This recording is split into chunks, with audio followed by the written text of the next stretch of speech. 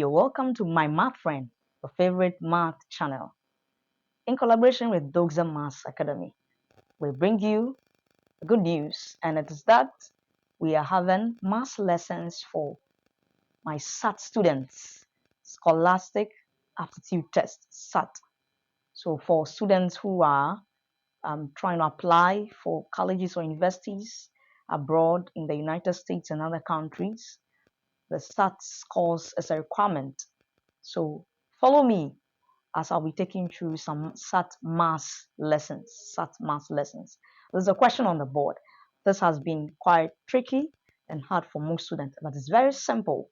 Let's look at how simple it can be solved. So the question says that if x to the power 10 is equal to 5 and x to the power 9 out of y is equal to 5,555, then what is 1 out of x, y? Good. Let's solve it. So you are given this to find 1 out of xy. Good. So it means that we are going to solve and make 1 out of xy the subject. Very good. So let's begin with x to the power 10 equals 5. So I'm going to divide both sides by x. So here by x, here by x. What do we have? Here by x, here by x. And with a rule for indices or powers of numbers, these are dividing themselves. So we're going to have x to the power 10. This is also to the power 1. The power 10 minus 1 on the left over there. Sorry, this is out of x. Then here equals 5 out of x. So simplifying, you're going to have x to the power 9 equals 5 out of x.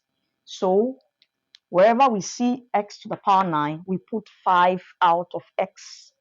5 out of x inside. Good. So we have x to the power 9 is 5 out of x. So we say put 5 out of x into x to the power 9. Good. So we have x to the power 9. 5 out of x replaces it out of y. So it's going to become 5 out of xy equals 5, 5. Good. I hope you get it up to this stage very well. So this implies